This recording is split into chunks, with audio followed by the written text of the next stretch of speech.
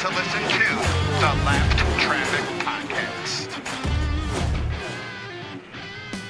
What is up, Lap Traffic Nation? Welcome to episode 195 of the Lap Traffic Podcast. I am your host, the Professor Brandon Crowd. Just 5 shows away from episode 200. So excited. I've started to put some things into work for episode 200. So stay tuned as things get closer. About 5 weeks away. And we're going to have some fun that night, that's for sure. Hope you all had a fantastic weekend. What a weekend. So thankful to have been able to get out to the track on Saturday, take that race in live, bring you a true live tweet live from the track along with the PETM podcast for our usual live tweeting. It was awesome to catch up with Eric Young from the Super Speedway. Also got to catch up with Jeff Gluck, which was great. Haven't seen him in a minute, so that was awesome. Hopefully get him on the show sometime down the road.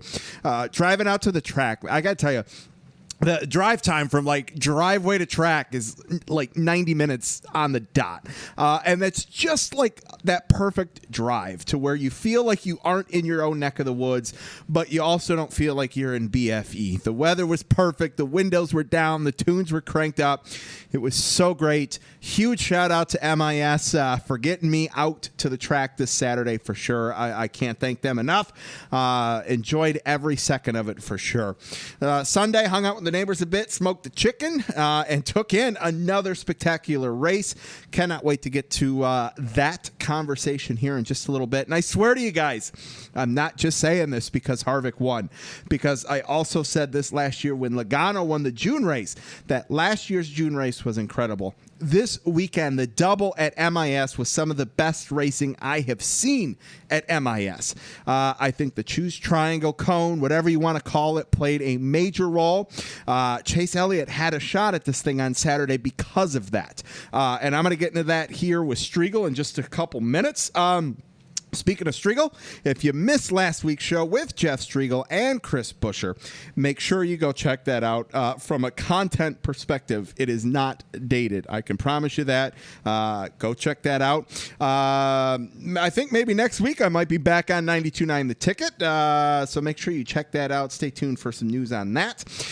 Tonight, Jeff Striegle pulling the double. He's going to close out MIS here in just a couple minutes. Got the trucks, the Xfinity at Road America, double cup race. Hell yeah.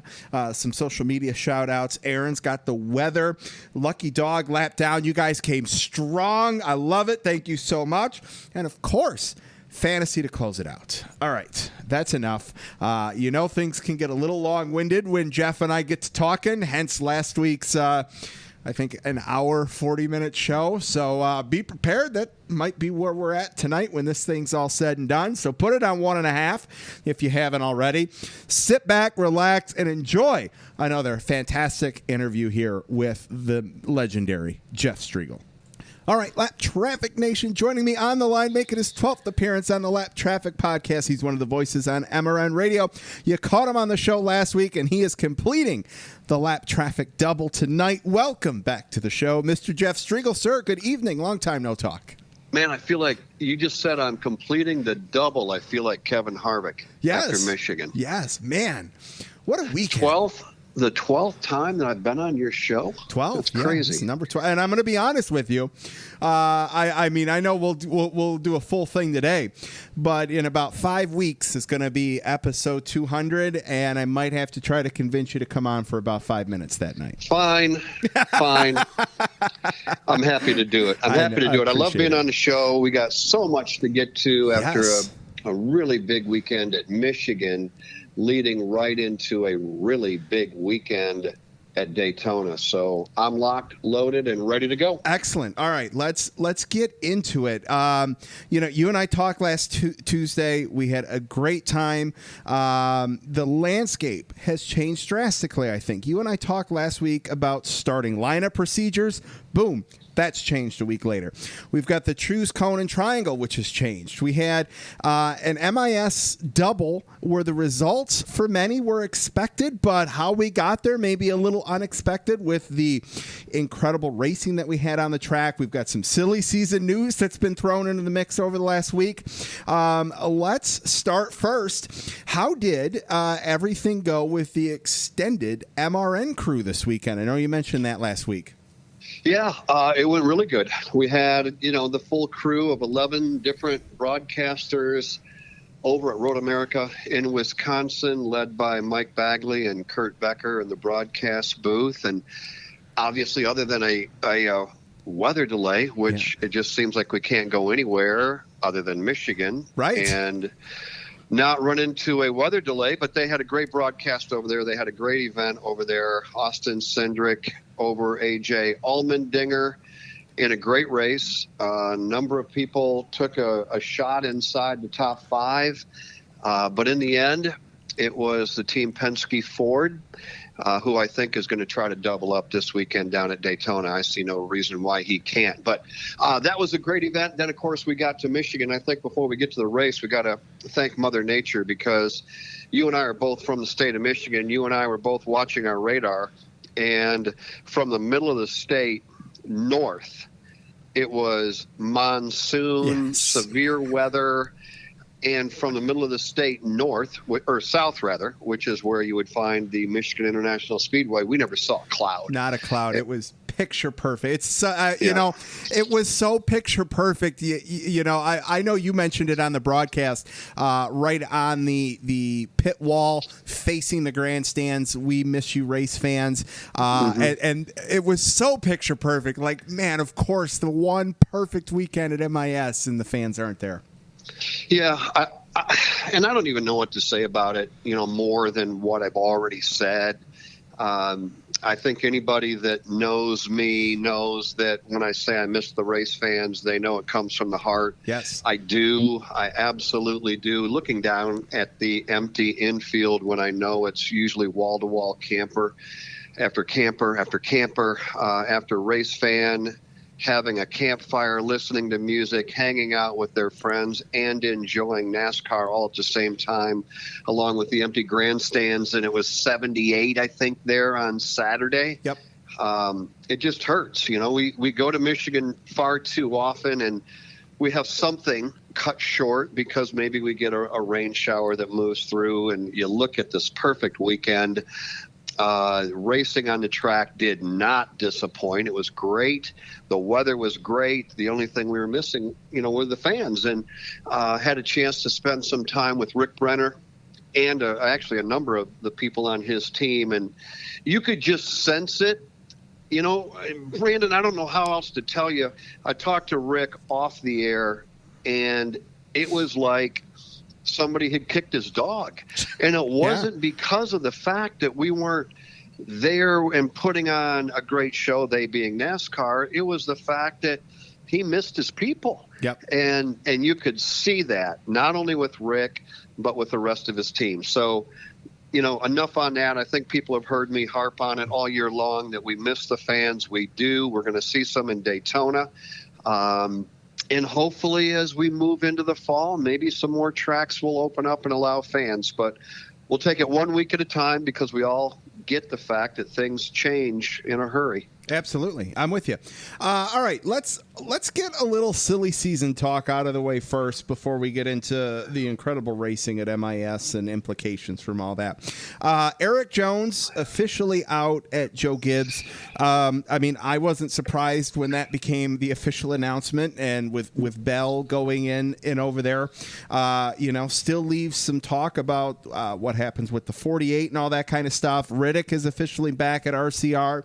No surprise there. I think he is the horse that you build the stable around at RCR to get them back on the map.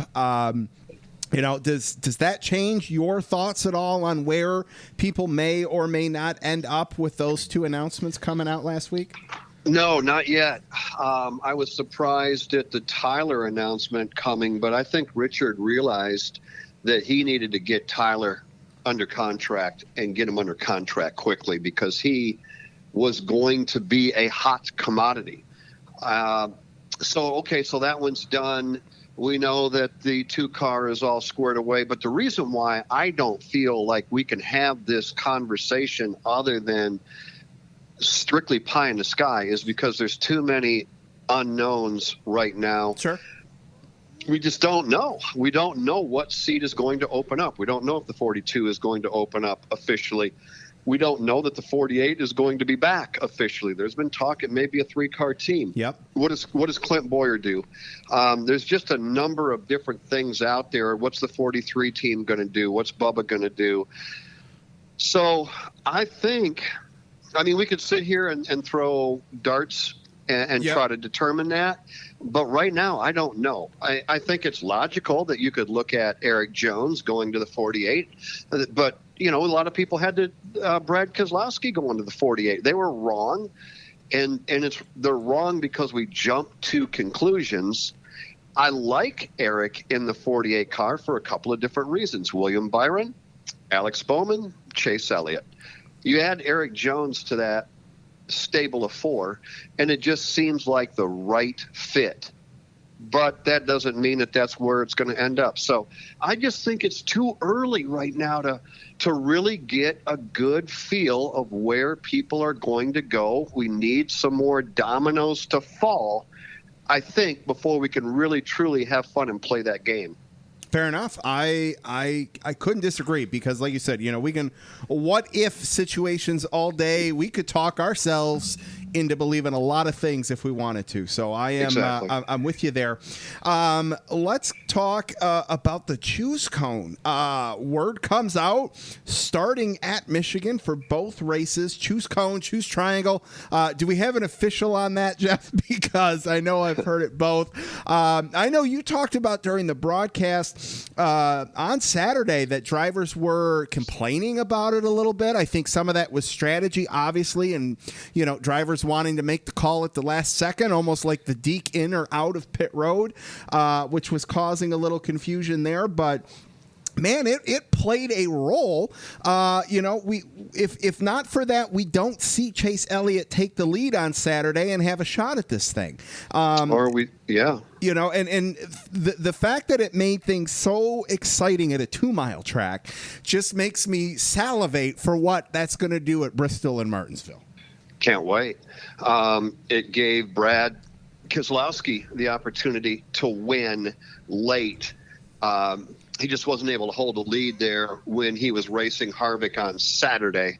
And if it hadn't been for that, who knows? Maybe Brad would have got the win. All right, so let's look at it. Number one, I like it. I like the choose cone a lot.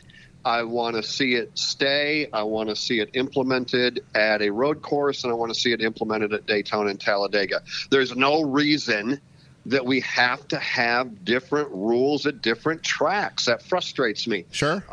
It makes it difficult for a novice fan. Heck, it makes it difficult for a loyal fan to keep up with all the different rule changes. If you're going to have it, then put it into play and let's move on. Secondly, why we're having issues, yes, we were hearing that some of the drivers were having a hard time seeing it on the track. Well, there's no doubt. It's just a little triangle. If people haven't seen it, it's, I don't know. Gee, what did you think? Maybe a triangle that's probably 3 to 4 to 5 feet long. Yeah. And then in the center of the triangle might be 18 by 18 square. I don't know how big it was. It didn't look big. Okay, and we're looking down at it from far away, so it could have been bigger, might have been smaller, doesn't matter. But here's my frustration. They were talking about the fact that the drivers couldn't see it. All right, well, I get that. But what's the spotter doing? The spotter is the one, in my opinion, who needs to be directing and helping the driver make that selection. It's 200 feet past the start-finish line. It doesn't move. It's in the same place every single time. So when we're approaching it, the spotter has got to be relaying to the driver outside, outside, outside, outside, and now you're the next driver. Okay, well, guess what? Where are you going to go? Outside or inside? I'm going. If I feel like I have a teammate somebody that's willing to work with me, or I just want to take the opportunity and move up and start on the inside of row 1 or the outside of row 5, then it's not that hard. No, I'm with you. You know, It's they not almost that gotta get it. You know, like the. When the crew chiefs, as they're counting them down into the pit box, or whether it's the spotter, you know, they just got to work on. All right, they're smart enough to figure out what their sequence countdown is going to be as soon as they cross the start finish line. All right, 5 away, 4, 3, 2, choose. You know, like I'm with you. Yeah. I think what we'll see, you know, of course it's hard. It was the first time they've ever used it. Yeah. And so they'll get better with that. The spotters on the roof, you know, 3/4 of them are former racers. They get it. They know what they're talking about. They'll help. And I think what we'll see moving forward will be, I mean, let's face it, if I was a spotter or a car owner or a crew chief, I'd be saying, okay, Brandon, my driver, where is this car working right now? Are you and by this point we already know, but what I want to know is, where's your comfort zone on the restart? Are you comfortable starting down on the inside lane? Yes or no? You say yes, and you come back and you go, but I'm also equally comfortable starting up top. I'd prefer up top, but the car's working good downstairs. All right, well, if we've got 5 cars in front of you going to the outside, it seems to me like it'd be a no-brainer. Just go inside. Yep. Take it and pick off.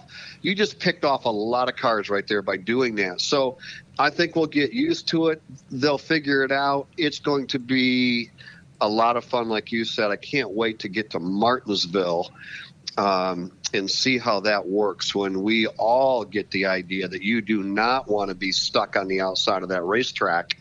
Everybody's going to want that inside lane, which is going to be, you know, like Christmas come early for somebody that's going to be saying, okay, I was going to start back here in like the 7th row, but if I take the outside, I can go all the way up to row 2. All I got to do is figure out a way to force myself in line. So looking forward to it. That's my thought on the choose rule, along with the fact that we need a new name. That's so stupid. Yes. You know, what do you say on TV and on the radio? Okay, it's time for the choose rule. Right. All right, we got to come up with something that works and, you know, has a little electricity to it. Yes. You know, I don't know what it is yet. Right. But but the choose rules it's funny for me. NASCAR's had, like, I don't want to say bad luck or whatever, but they've tried to come out, like, to get things to catch. Like, what was, you know, they tried to come up with names for each of the playoff elimination rounds. Like, you know, I don't even remember what they were, but then it just became the round of 8, the round of 12. You know, we've had the cone on pit road. Then we got the box. Like, someone needs to go sit in a creative box for an hour and come back to us with something there. I know short tracks, they call it a Delaware double file restart, and other things. It's the cone. It's the cone. You know, we've used it for a couple of years down here at the Berlin Raceway. Sure. I say down here because I know where you live. Yep. So it's down here from you, up from probably everybody else in Michigan. But we've used it for a long time, and it's just the cone rule or whatever. But I like it. I was glad to see them bring a little bit of a Saturday night, Friday night short track feel to NASCAR. They did it, and I thought it worked well. Absolutely. Jeff, it was like NASCAR might have actually been listening to the show last week when we were talking about, you know, how we're going to set the field, starting grid, you know, starting lineup, all that kind of stuff. You know, and they come out now that it's going to be a weighted determination based on your finishing position, your fastest laps, and playoffs. The standings will be set by wherever you're at there, which I think is fantastic. I actually stuck around. I asked Kevin Harvick after the race on Saturday what he thought about starting 20th. You know, obviously he was okay with that, but he actually said, he actually voted for a random draw for the entire field. I think part of that probably just plays to the strength of he knows that he's going to show up on race day with strong equipment. But I tell you, me personally, I like that they've taken the randomness out of it, and it's based on performance. So you want Harvick to start on the pole then each and every Sunday? I'm okay with that. Is that where you're going with that? Yeah. And you know what? It's okay that we disagree. I think it was a mistake. I agree with Kevin Harvick. I had made the comment. You're right. I had made the comment, let's invert 20. Yep. And do it every weekend. I actually like Kevin's idea. And let's say that we put it, this is a throwback to Friday night, Saturday night short track racing. Why don't we give, the pill draw, and in there is 12, 13, all the way up to maybe 22. And the point leader, I don't care, pick somebody out of the grandstands. I don't care who pulls it. Sure. Prior to the event on a given time or day, somebody pulls it and the number is 13. Well, you invert 13. If the number is 20, you invert 20. Oh, that's pretty cool. That's what he's saying. Yeah. And I agree with him wholeheartedly. So there might be some opportunities where, it's only going to be a 12-car inversion.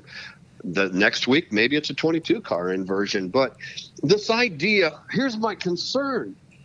I don't like it when we confuse a NASCAR fan. Fair I just enough. don't. Yeah, and I tell you what, there was ample confusion when that announcement came out on Twitter and on social media. And I will agree with you 100% there that hurts things. Like you mentioned a little bit ago about the choose cone rule not being at road courses or super speedways. Like as simple as you can make it so that the announcers and broadcasters, whether TV or radio, don't have to do 20 and 30 second school note lessons on how and why things are for someone that might have just tuned in. Yes, I will agree from that regard that it does not help bring and attract and keep the novice fan that's like, well, what the hell is this? Well, I can assure you that at this particular moment, I can't tell you how it works. I know that it's a combination of three factors, and now we have to educate everybody on what the three factors are, how each of the three are weighted, and the bottom line, and that's okay, I get it, but the bottom line is it's going to reward your fastest cars, and Sure. and that's great, that's fine.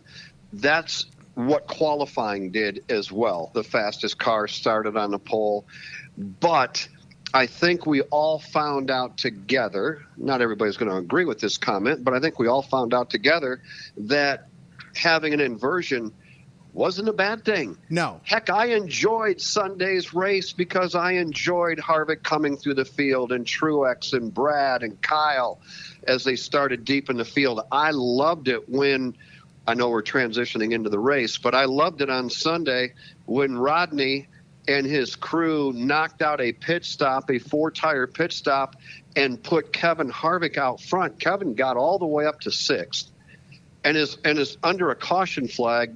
His crew did the rest. Yep. All right. Before that, they were, what did he finish in the end of the first stage? I don't recall. I think it was 8th or 9th. Yeah, he was just barely cracked the top. Yep. Right. So for 40 laps, he had to work to come from 20th just to crack the top 10.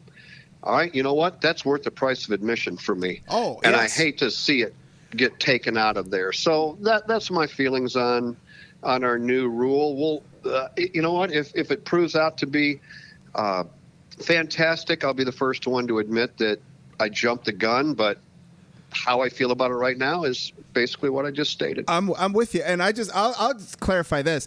I am so with you on the inverts. If they would just invert week to week, I'd vote for that all day over what they're implementing. But because they're only doing the inverts at the races, they're doing the doubles. That's, so, oh yeah, that's, if they invert it, like if it was an invert from where you finished at Michigan to the Daytona road course on Sunday, I'm all about that. Invert it. And I'd vote for that every day of the week. Yes, sir. We're on the same page. Yes. Jeff, I mentioned it at the start here that along with a lot of others, a lot of us kind of thought Kevin Harvick was coming away with 1 and potentially 2 wins this weekend. That's exactly what happened. The in-between was incredible. In my opinion, some of the best racing at MIS that we've seen. I said that same statement last year, June race, Monday afternoon, 4 o'clock. That was a race unlike any other we had seen at MIS. This weekend was much of the same. I attribute that to the cone rule playing a part. I attribute that to guys like Brad Kay and Blaney fighting so hard on Sunday. And then, of course, the class of the field, Denny Hamlin and Kevin Harvick battling it out for the last 10 laps on Sunday. This weekend alone, I know everyone's going to call me a homer on it, and I get it, and that's cool. But this weekend's racing was spectacular at MIS. I saw some tweets and some polls that didn't necessarily support your opinion, and I will tell you that I was surprised at that. I thought the same thing. I thought the racing from the time we dropped the green flag on Saturday until the time we dropped the checkered flag on Sunday was very good, and it was very good from the front of the field all the way through the back. The restarts were insane. The biggest lead anybody had at all. I mean, Harvick at one point on Sunday had put about a 2.5 second advantage over whoever was running second at the time, but that was rare. Saturday's race, they were bumper to bumper for the lead the whole time. We saw good, hard racing, 3, 4, 5 car battles from, a battle for third, maybe a battle for eighth, maybe a battle for 15th. I remember specifically calling out Dave Moody over in turn 1, let's drop back and pick up a battle that's outside of the top 10. Why? Because it was a tremendous on-track battle that included our sport's top drivers going at it. It was back, we were covering battles for 12th. We were covering battles for 20th. So I agree with you. I really thought it was a very good weekend for the Cup Series. An even better weekend for Kevin Harvick. Absolutely. Well, and the one thing I want to add to the conversation here is that we had 2 unique, different style finishes at the same track over back-to-back days. Saturday, we started the race caution free. We were on pace to almost set the same time that we did on Sunday on Saturday until John Hunter Nemechek had his hat trick on the wall, and then cautions bred caution. So we had a lot of exciting restarts towards the end of the race. Sunday, it was the exact opposite. We had a longer green flag stretch to kind of end it, and Denny Hamlin tracking down Kevin Harvick, and another lap or two, he might have been able to get there, done a little side drafting, and might have been able to pass him. So we had 2 unique, different endings at the same track in back-to-back days. That alone, to me, just adds to the level of excitement, the quality of racing out there.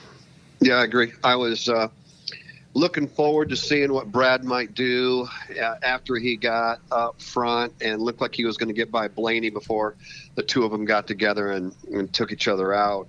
Obviously, Brad took out his teammate. But, I was hoping. I picked Harvick and Brad. Yes, you did. And I thought for a minute that Brad might be able to pull off Saturday. Wasn't able to do it. Came back on Sunday and actually looked like he even had a better car than what he did on Saturday. But man, he comes away just tremendously disappointed. So does Ryan Blaney. I think there was a few people that came away disappointed, but then there was also those post-race interviews where we were to say, Denny, what more did you need? And as an example, the driver would say more speed because Harvick could just leave us on the straightaway. Okay, that's such and such a driver. Let's hear from this driver. What more did you need? We needed more turning ability because Harvick could just leave us in the corners. All right, what does that mean? He was good everywhere, Saturday and Sunday. That car has got so much speed, and it's got speed at every spot on the racetrack. He's good on the straightaways. They got strength under the hood. They're good in the corners. They're good on acceleration off. They're good on entry. They're just good everywhere. And when you're that good, you win 6 times already this season. And between he and Hamlin, man, they're just making a mockery of everybody else, just trying to hang on. They are, absolutely. And Jeff, it was very evident, being literally right atop the start-finish line on Saturday. I could see it a little bit on Sunday, but it wasn't as clear. Nobody wanted to push Harvick on the restarts. Literally, they were laying back as much as possible, and that just goes to show how strong the drafting can be on the restart at a big track like Michigan in terms of being able to push somebody out there. Nobody wanted to, and that's why I think Chase took the inside on Saturday, was because, well, no one's going to push him. That's my opportunity to get a push, and maybe I can catch him coming out of 2. Yeah, and I made a comment on the radio that I was actually surprised it failed their attempt at not pushing Kevin, and I thought, all right, if I'm keeping an eye on these restarts like we were, I'm talking about the spotters, they might say, okay, I don't know, I'm trying to think of, I guess Denny lined up behind Kevin a couple of times. It would be, okay, the only way you might get by him is to literally shove him off the racetrack. Yeah. And of course, I don't mean, that in a bad way. I mean, push him until he is so far into the corner, he's waving his hand out the window, at which point he is driving up the racetrack and you are driving down the racetrack and into the lead. We've seen that done before. Yeah.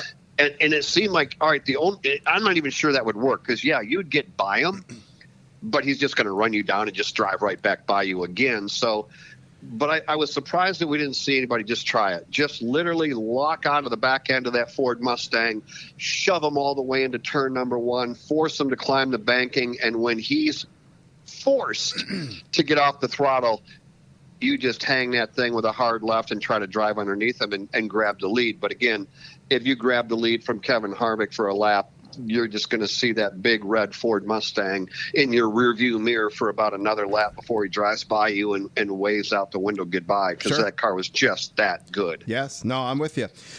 You mentioned Keselowski a little bit ago, and I want to ask, and you tell me if I'm making too big of a stretch on this, because I'm going to bring up Dale Sr. twice here with the next 2 questions for you. So the first one, Dale Sr. as it pertains to Brad Keselowski. We know the struggle that Senior had getting that first Daytona 500 win. You mentioned it on the podcast last week, that Brad's gone on record to say that if he wins at Michigan, that would be the biggest win of his career. Is Keselowski, after all these attempts at Michigan and coming up shorthanded, is that a little senior-itis with Daytona that Brad's having at his home track at Michigan? I don't think anybody's going to let you get away with comparing Senior and Brad. I'm just going to tell you that. No, I know. I said, I'm going out on a stretch here. I knew I was. I'm just having fun with you. I'm just kidding you. Yeah, at some point you go, are you trying too hard? All right, we go back to Saturday, and he gets beat by 2 car lengths. That car that he had, Brad, on Saturday was good. Well, he comes back on Sunday with what I think was an even better setup race car, and he was able to drive by Kevin, drive by Denny, and put himself in a position where he's running down his teammates like, you know what, we got a car that can go for the lead. Let's just do this. And unfortunately, he did that. Ryan and his car took the air off the nose of Brad's car. Up the racetrack he goes, and they both end up into the fence hard. Yes. And the story for 2020 is over for Brad and for Ryan. Was he trying too hard? Was it too early? Of course. I mean, I think he'd come back and say that. He'd be like, yeah, I was pressing it. There's no doubt. Yep. But they don't pay me to run second. They pay me to lead laps and put that car out front. Sure. And that's what he was trying to do.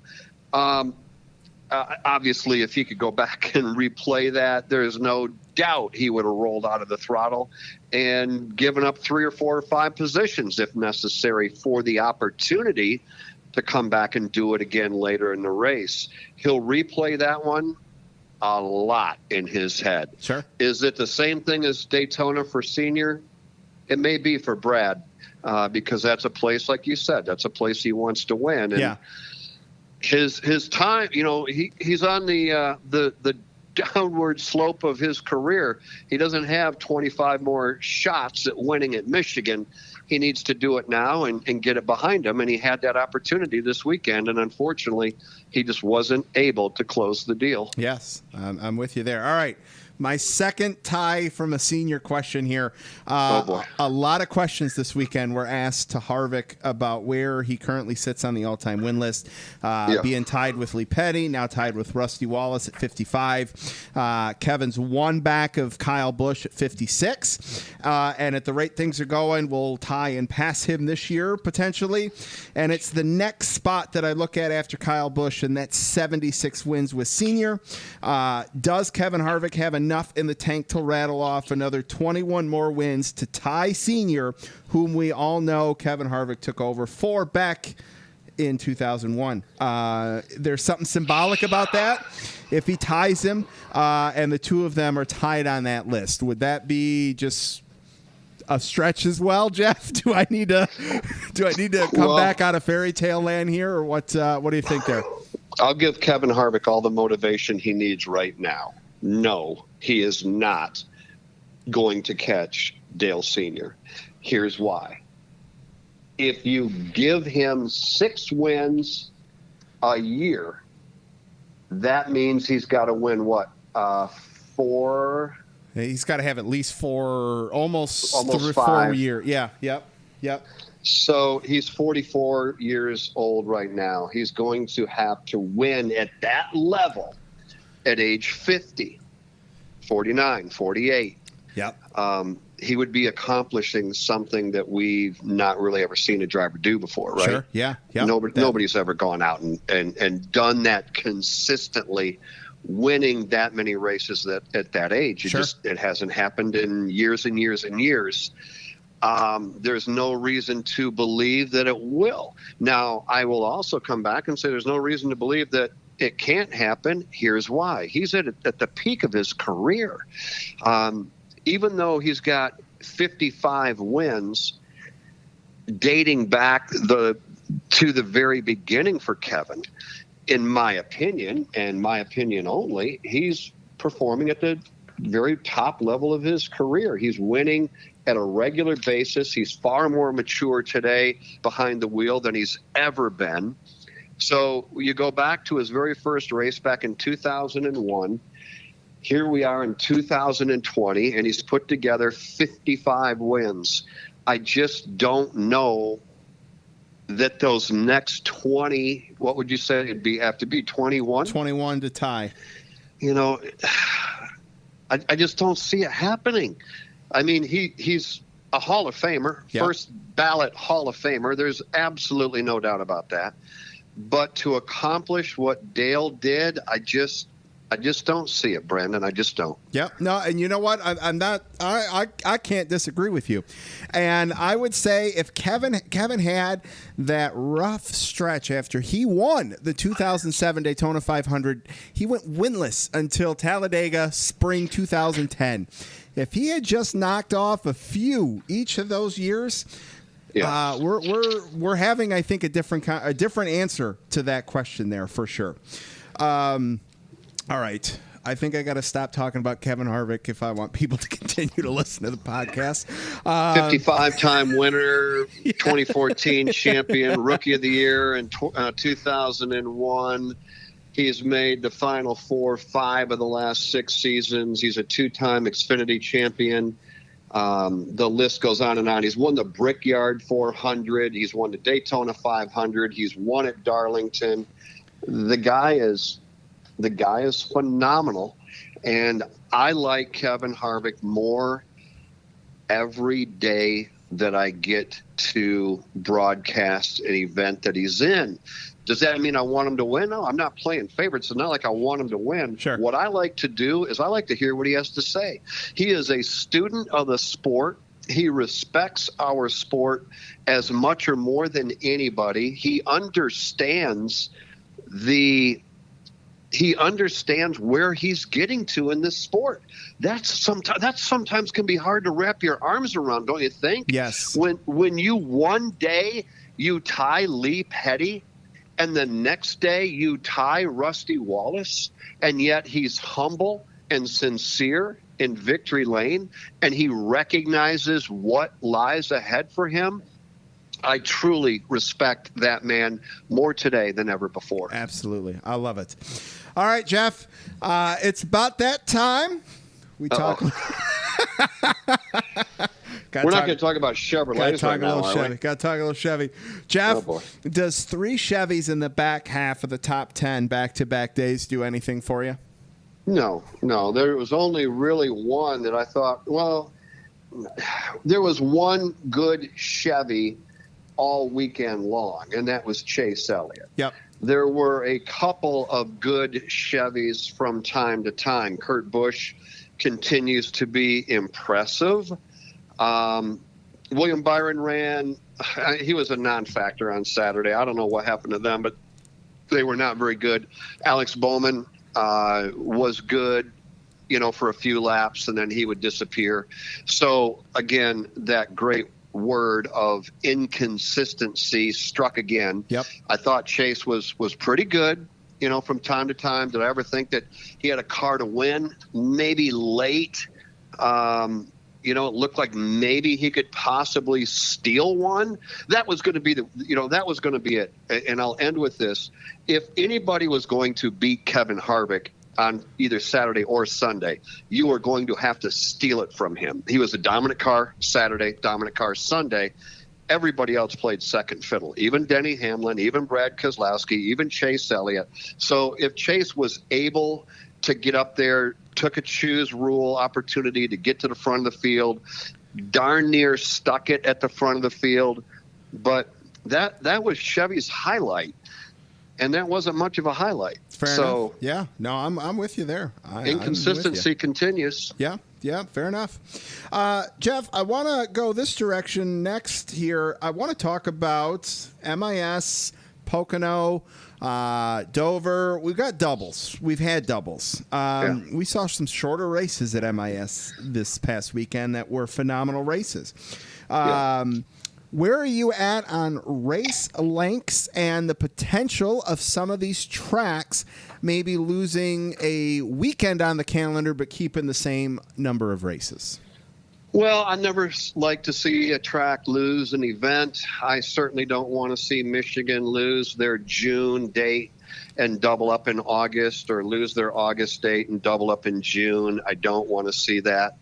I didn't want to see that happen to Pocono, but when it did, all you can do is embrace it and say, race fans, you better take advantage of this. You're going to see racing wall to wall, and it's going to be spectacular. All right. That being said, I don't want to see it happen to Dover. Don't want to see it happen to Michigan. Don't want to see it happen anywhere. I'm anxious to see the schedule when it comes out. Sure. I'll leave that there. As for the length of the events, you know where I stand on this one. I've said it for years. Shorten the races other than your crown jewel events. Yep. We ran the 400. I don't think anybody is going to come. How many people really knew, based on the name of the event, that the race at Michigan was shortened? Does anybody really know that? Yeah. We ran the Firekeepers Casino 400 and the Consumers Energy 400, just like we do always. But we ran 312 laps, 312 miles, 156 laps. And I thought it was about perfect. Yes. Yeah. That's my opinion. I look at, like you said, the crown jewels, gotta stay. And even you're not going to change Martinsville 500 laps around there. Oh, really? Why not? Oh, I don't know. I think it's perfect. I'm just saying. I think if the race delivers, and I think we've gotten good racing. I think our road course races are a great length, but like your auto clubs, your Texas, your Kansas, your Michigans, that 312 was perfect. That was good. I think the short tracks and the road courses are what people are clamoring more from. So if you kept those at the same length, I don't think, you'd see as much griping on social media. And I get, everyone's going to have something to complain about something. You can't please everybody, but I don't know. I thought the race lengths were perfect. I guess, is it fair to compare race lengths to the average sporting event times of the stick and ball sports? Yes. If you look at and I think if you're around that 2 to 2.5 hour mark, that's probably most attention span there. You get into the 3-4 hour 400-mile race because of cautions and all that, then that can drag out a little bit, especially if you get a late race run with someone leading and you got a 10-second gap between first and second and a 6-second gap between second and third. Like, I could get where someone maybe flips the channel at something like that. Well, I think we got to play to the audience, and I know that we've got a lot of loyal listeners that are screaming at me listening to me talk right now going, that's not how it was. We don't need to shorten any races. I get it, loyal fan. I really do. I like it as much as any loyal fan listening to this podcast. However, if we're going to attract new people to our sport to keep our sport going and growing, then we have to listen to our audience and play to our audience. And we don't have a race. Brandon, and you know this, we don't have a race that goes for 2.5 hours. Right. None. Zero. Yep. And that's the average length of a baseball game, 2.5 hours. And, football is in and out in 3 hours. We know that 1 o'clock to 4 o'clock is, our Detroit Lions are going to play. Yep. But we don't have races that typically are run within a 3 hour time window. So, I think it's something that we just need to continue to look at. I believe TV is doing that. I believe NASCAR is doing that. And again, we don't need to change the Coke 600, the Daytona 500. We don't need to change the Southern 500. That's fine. That's cool. But we also don't need to be out there running 4.5 hours at this given track or that given track, because I don't think it does anybody any good. Yep. I can get behind that. All right, Jeff, couple more for you. Playoff. Yep. 4 races to go in the regular season. Dillon and Custer right now are going to knock out Johnson and Jones. We got 4 races left, 2 wild cards, if you will, in that we're going to a road course with no practice or qualifying. That maybe someone could steal one there. And then we close things out back at Daytona on the super speedway, where we know anything can happen there. Does it stay where it is? Does someone knock a third person out on points? What do you think here as we tease the bubble with 4 to go in the regular season? If it wasn't for Daytona up on the high banks to close it out, I would say no changes. I don't see Eric Jones after what has transpired now this week. I don't see Eric Jones advancing. Who knows what may happen down the line. I don't see Jimmy Johnson advancing. Tyler Reddick, I still think, is a possibility. And then Christopher Bell is too far out. So you've got Jones, Johnson, and Tyler Reddick. If anybody moves in, I still really think a lot of Tyler Reddick. Yes. That means that you got to have somebody fall out. The only one that could fall out, in my opinion, right now is William Byron, because Matt DiBenedetto is up 57 on the cut line. So I think what we have now is probably how it's going to be, unless we get to Daytona high banks and all of a sudden, you got Jimmy out front being pushed by Chase Elliott, and across the line he comes and he wins the race. But otherwise, I think what we have is what we have. Certainly, I have not forgotten that Jimmy Johnson is pretty good when we get to Dover. But I just got to see the Jimmy Johnson of old if he's going to win there for what would be, I think, the 12th time in his career. Yes, yeah, and his last win, I believe, too, Yep. right? June It 17? is. Yeah. Yep. So I'm with you. I like Reddick. Reddick ran very smart road course racing in the Xfinity Series.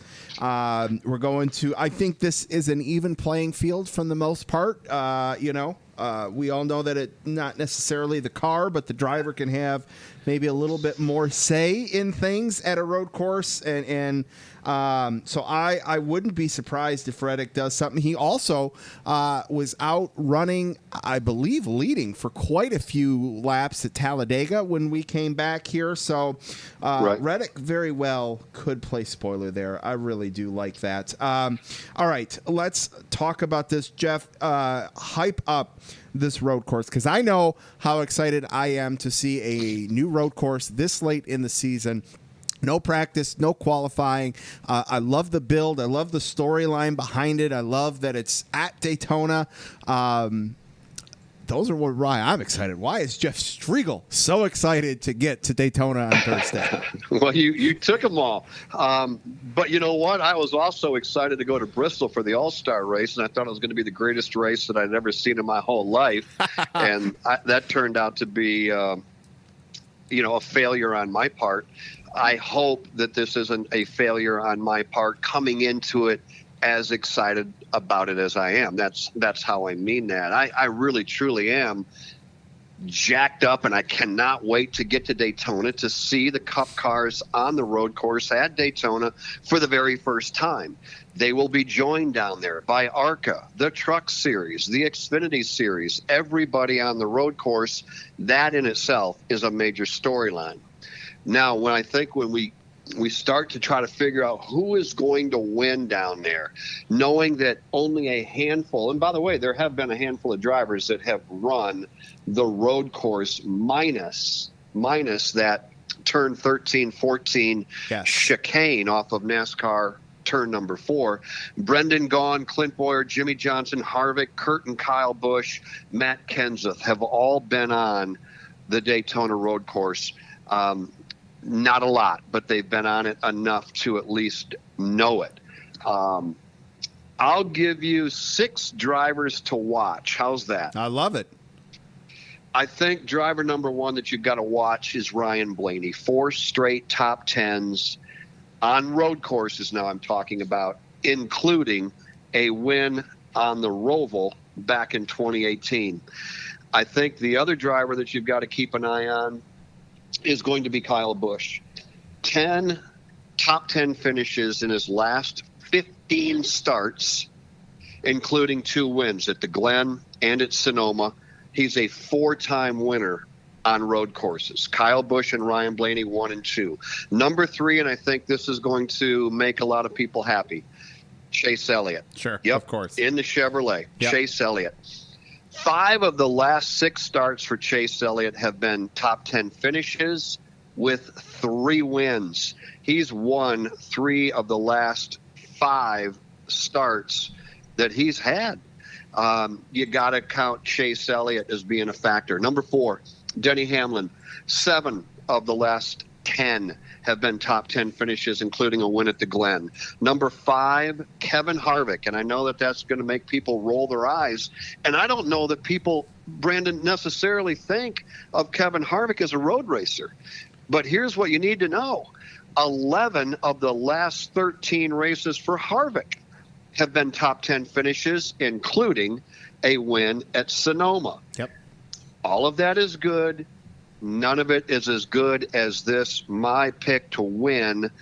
And he drives Can I guess? Let me guess. Let me see if I can Go ahead. guess. Car number what? Car number 1. Car number 1? Is that what you're saying? Kurt Busch. I have him as a wild card. Do you? Okay.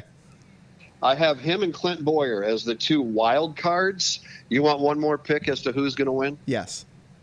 Go ahead. Let's go with, let's see here. looking at my standings. You got the maybe Martin Truex Jr. Maybe, yes. Martin Truex Jr. will win in Daytona this coming weekend. Brendan, when you look at his stats, he could have won the last 8 road races in a row. But he ended up with 3 wins and a pair of runner-ups. So if you go back just 7 races, he's got 6 top 10s, 3 wins, 2 runner-ups, and he was actually in position to win at the last 8 straight. So whether or not he ran out of gas, got wrecked, this or that, he was in a position late in the race where he could have won them all. I think that you got to look at Truex going there and the way he attacks the racetrack quietly. He goes about his business, and I think he'll do that on Sunday and pick up the checkered flag. Wow. Lap Traffic Nation, if you're a DraftKings player, I don't know you'd be able to squeeze all 6 of those into one lineup, but I think Jeff gave you some good knowledge there in terms of how to set your DraftKings lineups. That's for sure. Well, then you look at Clint and Kurt. Yep. As possibly the B level or the 2 level, the 2 tier, whatever. Yep. I don't think you can count either one of those 2 guys out. They've had a lot of success as well. Absolutely. Jeff Striegle, your lap traffic double duty is coming to a close here, man. The last 2 weeks have been absolutely incredible. You've given almost an hour each night, an hour plus if you talk our shenanigans pre and post. I absolutely love it. I appreciate you so much, brother. Tell everyone where they could follow you on social media and all that good stuff. Oh, it's just so simple. It's at Jeff Striegle on Twitter or Facebook or Instagram. And we like to have a little fun. We did some stuff. You know, I will throw this out, and I appreciate being on the air with you. I always have. You know that.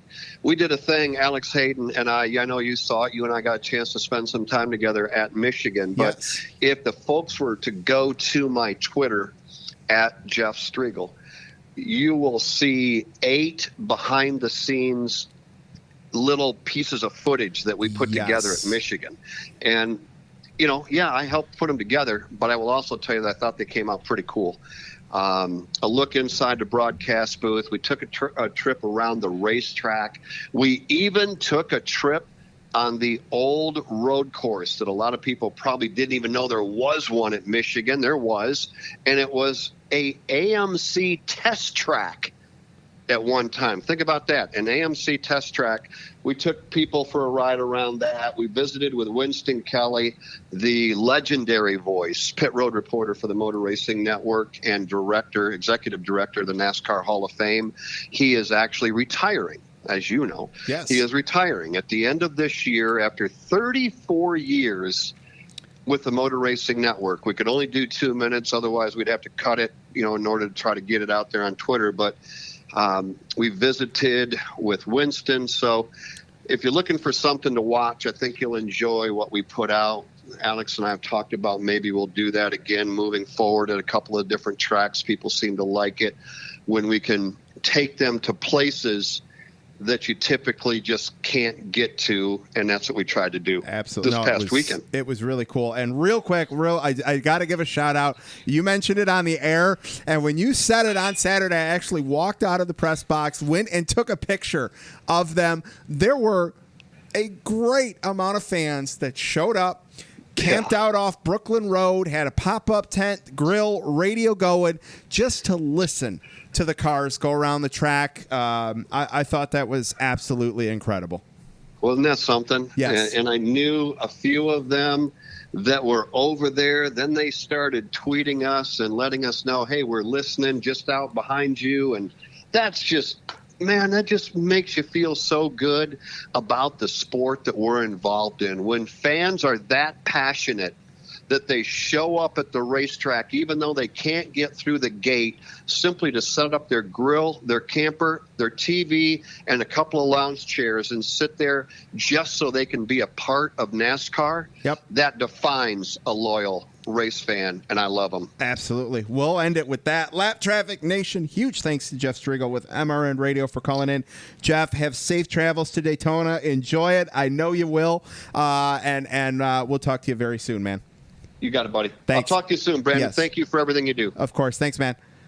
Lap Traffic Nation. Man, it's just so awesome to talk to Jeff Striegle. I love it. It's so awesome. He's been on 12 damn times. And 13th's going to come up here in a couple weeks because have to get him on for episode 200 for sure. There's not a whole lot more that needs to be said about this weekend. The only thing I feel bad about is we really didn't talk about trucks or Road America. I'm going to just briefly say a couple quick words on each, and that is the MIS truck race. Man, what an incredible race. We had a double OT, probably should have been a triple OT, which at that point, who knows how many we would have had after that. I personally think, this is me personally, and apparently I stretched things way too far trying to make analogies that didn't need to be made with Jeff a little bit ago. That said, that final restart there, Austin Hill on the bumper of the 98 right out of the gate, goes to make it 3 wide into the middle. Austin's had success there. He went up, was up front most of the night. He won the regular season finale last year at MIS. He was going for it again this year. All I'm going to say is I don't know how that did not bring out a caution. And that's the inconsistency that people complain about, which I 100% get. I also get the reason why NASCAR, although they may not admit to it, didn't throw that caution flag, because they were just running out of daylight. Why'd you start the race at that point? You got to at least allow yourself the opportunity to have, a couple red flags and whatever it is. It's such a catch-22 situation there. But that said, Zane Smith gets his first win. Absolutely awesome. Okay, Road America. We saw rain tires, right? We had a lightning delay, delayed the Cup race by an hour. Jeff mentioned it. Austin Cindric, probably going to be the favorite to go on and win this weekend at the road course. I am going to leave it all at that. Jeff and I covered the road course at length. What I do want to do, though, is I absolutely want to get some of your guys' takes in here. I asked you guys which double was better and why some of these weren't true back-to-back doubles. They were, same week, whatever. Darlington, Charlotte, Pocono, now MIS. Jeff at JBev1789. Darlington will always stand out in my mind. It was the sports world coming back when we were still on edge. Erie, empty stands, great racing. Pocono gets it now, too, for the first ever triple header. Great call there. That was a hell of a day. Jeff, nice. I like that. Gina at Gina loves JJ48. I didn't even realize there had been that many doubles this year. None really stand out other than how weird it was watching MIS on TV for the first time in 10 years. I can get behind that all day. Jess at Iowa NASCAR fan. I don't think one really stood out, but I'll say Darlington because of the late race drama in race 2, and it was the first few races back. Mike at Mad Mike Nebia. Darlington. It was a sign that although we were still months from truly being out of the chaos, there's a light at the end of this long dark tunnel.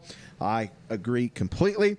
And Dan at D Ryan 5962 Darlington, because through the deepest part of the mess our world was in, Kevin Harvick fought through it all and got us the win. Through all the crisis everyone was going through, no fans, it felt like Harvick rose above it all. I like that. I ain't gonna argue that. My takeaway, we expect good racing at Darlington. I totally get where everyone's coming from. First race back, all that. We know what we'll get with Pocono. We know what we'll get at Charlotte. I'm going to say MIS it again, not trying to be a homer here, but we didn't get what we usually expect to get at MIS. So from that regard, that's my vote there. All right, let's get to a little lap traffic social media. Everybody, make sure you check out the website, thelaptrafficpodcast.com, Facebook, The Lap Traffic Podcast, Instagram, The Lap Traffic Podcast, TikTok, Lap Traffic PC, YouTube, The Lap Traffic Podcast, and of course, the main source at Lap Traffic PC. Listen to the show, iTunes, Podbean, all that good stuff. Leave a comment, subscribe, do what you got to do there. The giveaway, man, it's so close. All I want to do is give something away. I just cannot break these last 50 followers, and I don't know why. Like, I'll get up to 40, 55, then I'll drop to 40, 48, and then it's just so weird. Like, I've never had this issue before. And I've got some cool things I want to do, but I got to give this away first. So got to figure out some way to bridge the gap here and get these last 50 followers so that we can have some fun with some other giveaways. Some shout outs. Aaron at AA_Ron14 from Oklahoma, and a big fan of Hamlin, Gregson, and Bell. Welcome to the show. Mike at Mike Harryon6 from Virginia, Brad Keselowski fan. Gary at Kid67Y from Indiana, big Martin Truex Jr. fan. And Choose V at V_Choose, a new parody account for the Choose Rule. Welcome to the show, guys. Hope you like the show. Tell your friends. Stickers and koozies, I've got them. If you want one for free, go to the website, fill out the contact page, and I will send one out to you. And let's keep things rolling. Try to have a little shorter show than last week's very extended show. Let's get Mr. Brian, or no, sorry, that was last week. Let's get Mr. Aaron Studwell on the line. All right, Lap Traffic Nation joining me on the line. You can follow him on Twitter at Race Weather, and you will see his Exo Consulting logo, race sponsor of the number 32 with Go Fast Racing, Corey LaJoie, this weekend at the Daytona Road Course. Welcome back to the show, Mr. Aaron Studwell. Sir, good evening. How are you? Good evening, sir. I'm doing well, and yourself? I'm awesome, man. So how cool is it that you are going to be sponsoring a NASCAR Cup car at the inaugural Daytona Road Course? Let's call it what it is. That's badass. That's what that is. It was incredible because I went back and forth and finally said, okay, here are the races I want. And I wanted Texas because, quote, my home track, I'm close. And if they would have let people in, I would have gone, sure, a bit more absolutely. access. Well, I can't imagine not having been in the stands that day. And then looked at just say, where has he run well before? And I thought Daytona Road Course was just an amazing opportunity for both publicity, for Exo Consulting, and to support Go Fast Racing. And just the uniqueness of being on that road course is just going to be I've been around NASCAR. This is my 18th season, and I know you've been around probably as long. This is going to be must-see TV. This is just going to be – I'm going to tune in for every single race event over these 3 days. It's just going to be phenomenal watching them race. It is.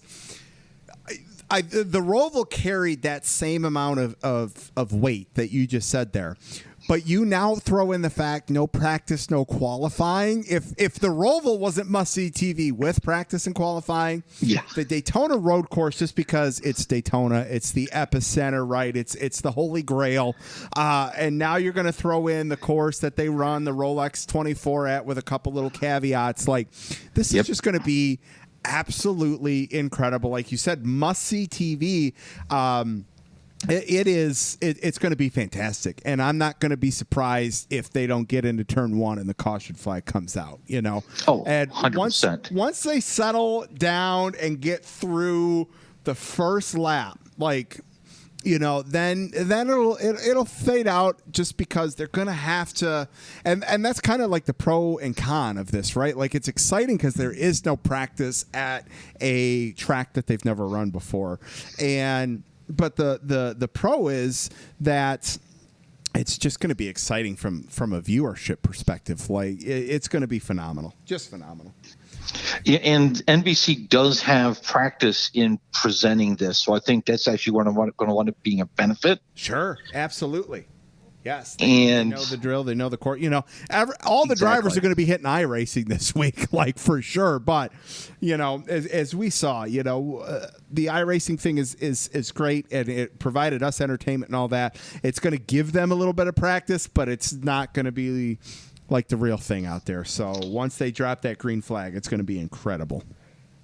No, and this is, we'll talk about the forecast in a bit, but I'll kind of tease it a bit. You are going to throw out the chance of rain in here too, and rain tires. Yeah, all right. So let's talk rain tires. Yeah, we'll do that. Yeah, we got rain tires. Road America, Lightning screwed things up for us, but Neudorf mentioned it last week. Like, it's a road course. This is the only time people get pissed off at us if we don't get rain.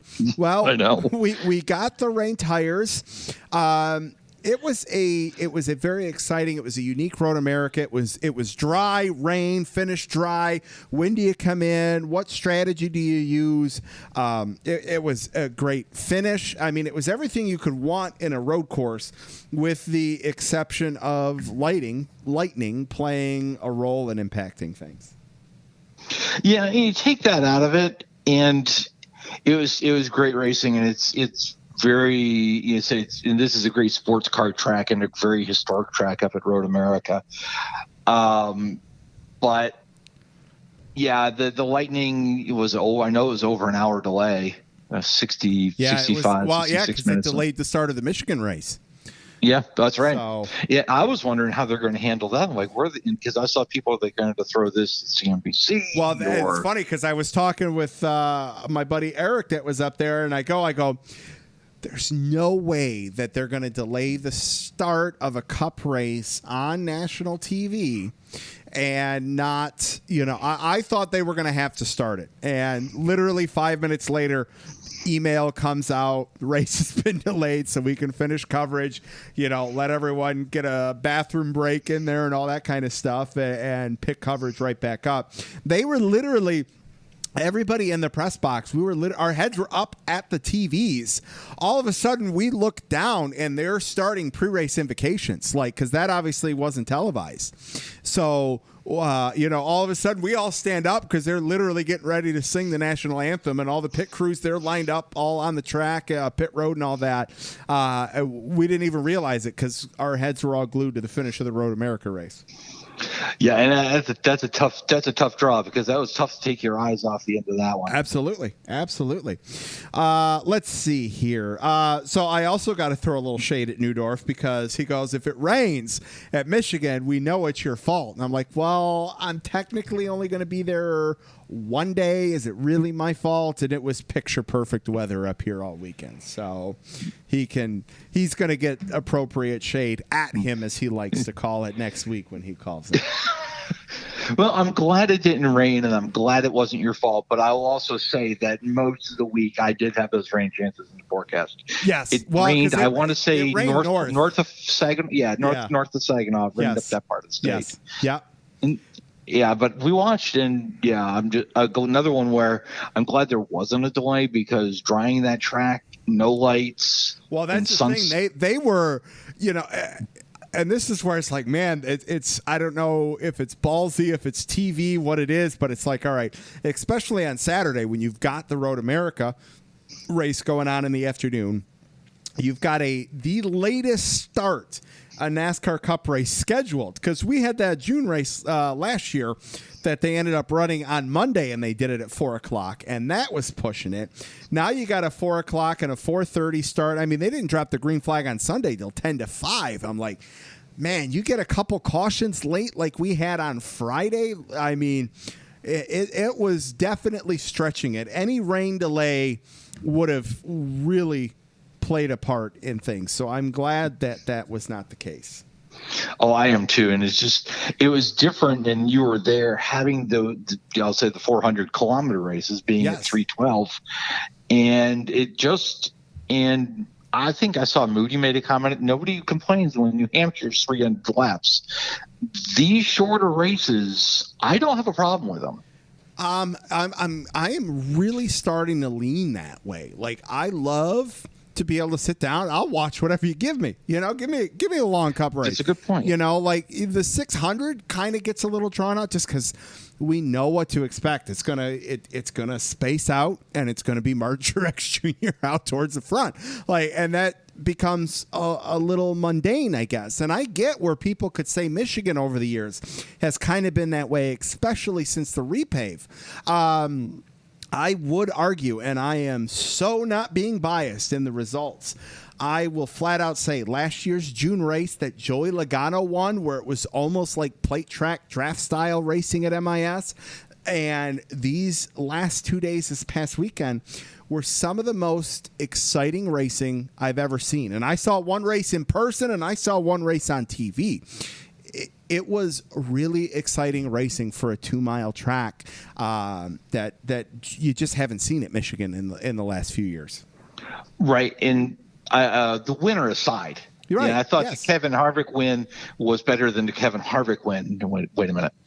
I honestly thought the Saturday race was better than the Sunday race, personally. Yeah. Oh, I agree. I would agree. Yes. Yep. No, but it's nice to see that style of racing there. And then I had trying to remember if I had posted that on Twitter. I had found a picture. It's still on my phone from when we went up to race at MIS in Alex. My son was maybe 12. Okay. 11. We're up in turn 4, and he's got the short blonde here. He's got a Nextel Cup hat on. Oh, wow. Yeah, I know. Did he have the chirpy phone, too, like I used to have? I miss my Nextel phone. I know I'm the only person out there that does, but I miss my Nextel. And I think it was just a plain old giveaway we got out in the fan area. That's great. But he loved it. That's and fantastic. I think he has that. He's got a Johnny Benson jacket from my dad, and he bought a Mark Martin jacket like on eBay or some resale site. Yeah. Oh, that's great. And all this throwback stuff he's got is just great. But yeah, just good memories of going there. And the racing was. I enjoyed watching all the racing this weekend. And it's only going to get better as the playoffs and the regular season wind down. The road course this weekend, a double at Dover, finish things out on the restrictor plate, tapered spacer for the regular season at Daytona the week after that. And then the playoffs start. We've gotten our fill, and it's been incredible since May here, and I'm excited to wrap this thing up. Not that I want it to end, but I mean, we're getting towards the playoffs here and all that. But let's talk a little weather. It is August. It is Florida. We've got the trucks. We've got Xfinity. We've got the Cup, all running the road course. How are things shaping up from a weather perspective?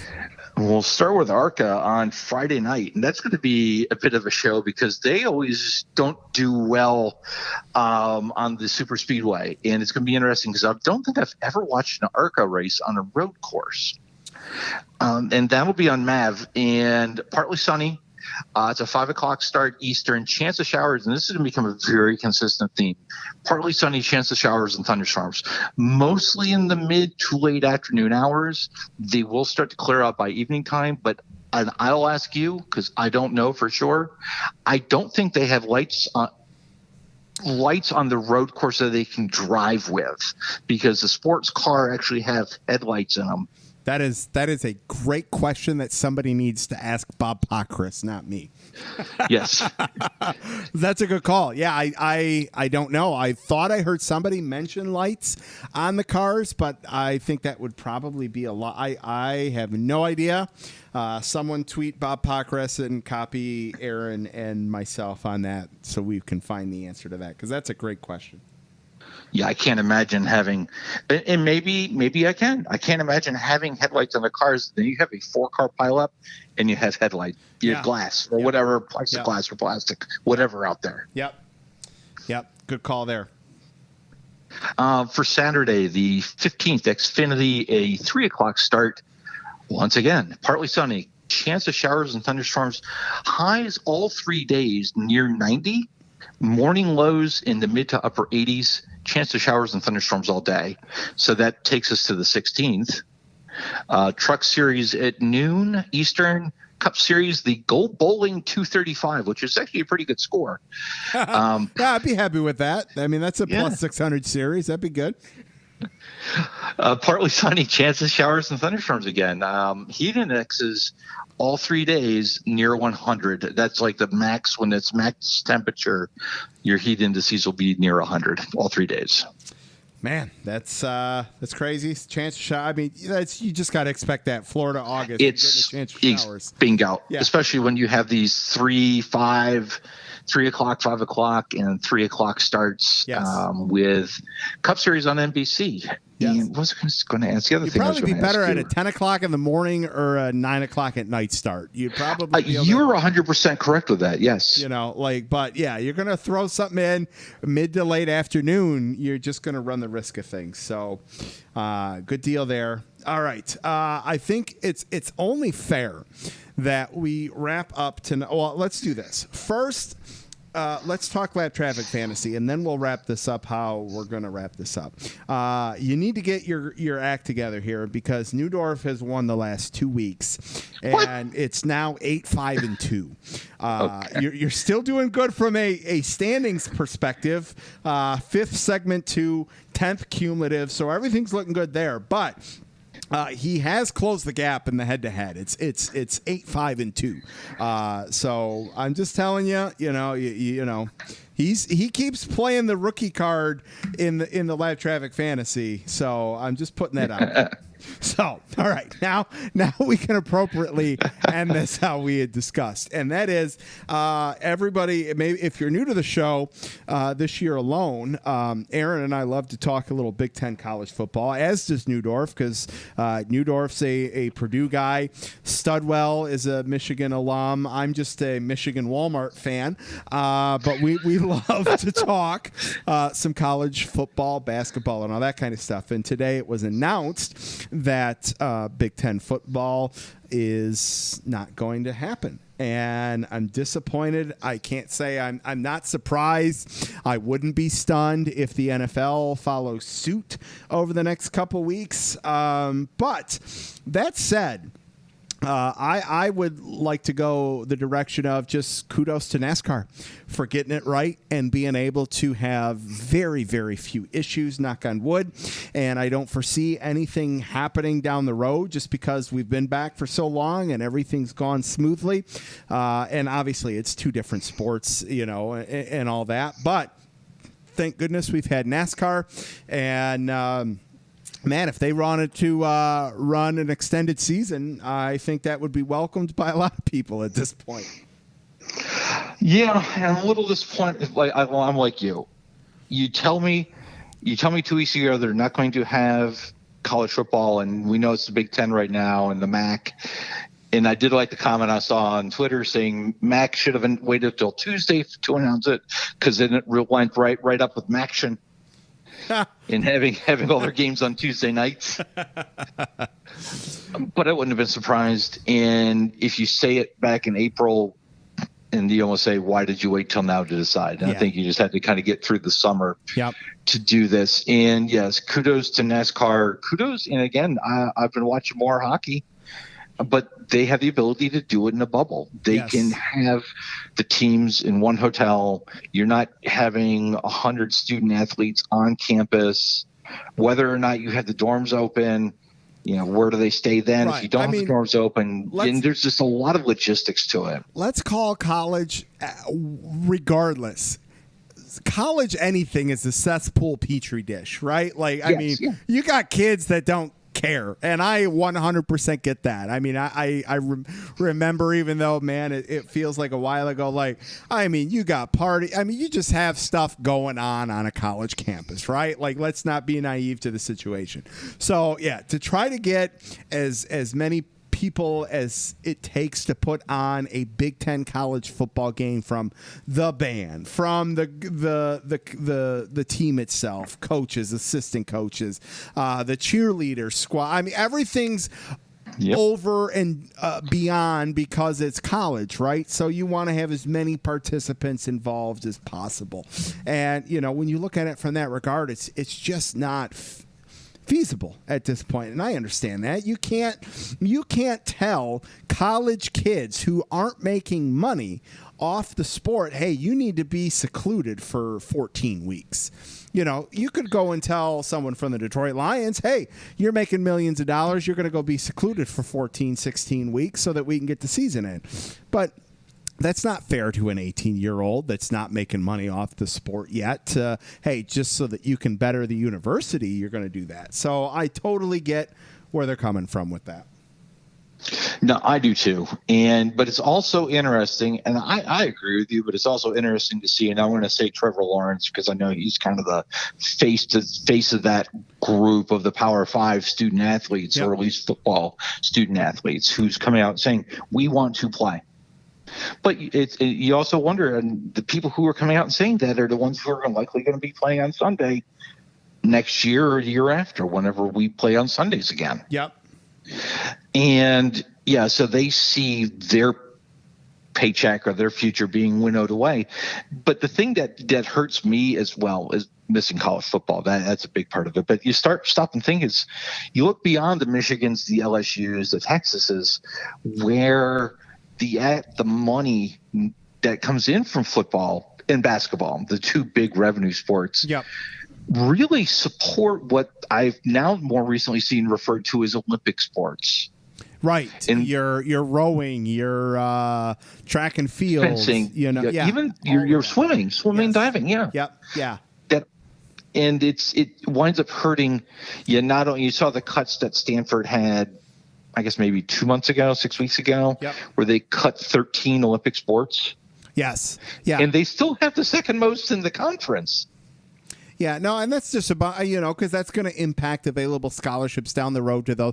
And there's, you can't take away somebody that's got great skill in a non-revenue generating sport. Those people still deserve the right to shine and all that kind of stuff. And right, and it impacts the coaching staffs and all the staff, and it winds up having these budget cuts. Yep. And then where you have the universities in getting you see the alumni magazine for athletic department, and you see the budget numbers, and they're cutting a check. Now they're paying for the student athletes tuition, but they're cutting a check for millions of dollars to the university. Yeah. So to say, at some schools, and I'm not going to name any, a majority of schools, the athletic department is a drain on the university. Oh yeah. Yes. Yeah. But at the bigger schools, it's not. It's a moneymaker. It's a revenue generator because of the TV dollars, and that's going away. And it impacts so many lives. And it's not just the student athlete or the coaching staff, but it goes across the board university-wide, because now they're going to have these bigger universities are going to have shortfalls in budgets. Tax revenues are down because people aren't working. Oh, yeah. Yeah. It's an across-the-board thing. It definitely is. All right. I think we can wrap it up with that, sir. Just like an exhaustive sigh. Because then it's just going to get to political, and and then that becomes a 4-hour show. Yeah, but that's what we were saying earlier. You get any of us on here, we're just going to talk for hours. That's true. Yes. All right. Left Traffic Nation. Make sure you follow Aaron on Twitter @RaceWeather. Check out Corey LaJoy, driver number 32 with Go Fast Racing. Look for that Exo Consulting logo on the car this weekend. Congratulations on that, sir. That's incredible. Absolutely love it. Love seeing how this is going for you. And we'll catch up with you in a couple weeks, and we'll work out something for episode 200 in about 5 weeks from now. Very excited about that. Fantastic. I'm impressed with 200, and I'll say the same thing in a few weeks. And I'm glad to have been along for most of the ride. Appreciate it, man. All right. We'll talk to you soon, brother. I'll be around. Take care. We'll see ya. Bye. Well, Lap Traffic Nation, I lied. I wanted to keep it shorter, but it ain't going to be happening. I'm sorry. I hope you like the show. If you're this deep into the show, you obviously like the show. It's time for this week's Lucky Dog Lap Down Picks, which you guys came strong this week. I love it. My lucky dog going to MIS and Kevin Harvick. I can't have a lap down. I got nothing. All right. Let's get to your tweeted responses. Scott At 1985 Wagner Saturday picks, Lucky Dog Kyle Busch keeping it off the wall. Oh, I didn't talk to Jeff about Kyle Busch and Kevin Harvick. Damn it. Lap down, Newman, no place to go. Scott's Sunday edition, Lucky Dog Kevin Harvick, need I say more? Lap down Penske, the 12-2 fighting for 1 and 2. CJ at CJ LaPearl 24, Lucky Dog Harvick with the sweep. Lap down Chevy, just can't match the speed of the Ford and Toyotas. Rowdy at the Rowdy Dragon Saturday, Lucky Dog again with the 4-car making it look so easy. Lap down John Hunter Nemechek, the caution king of the race. Rowdy Sunday edition. Get the broom out for the 4 of Kevin Harvick with a great performance once again.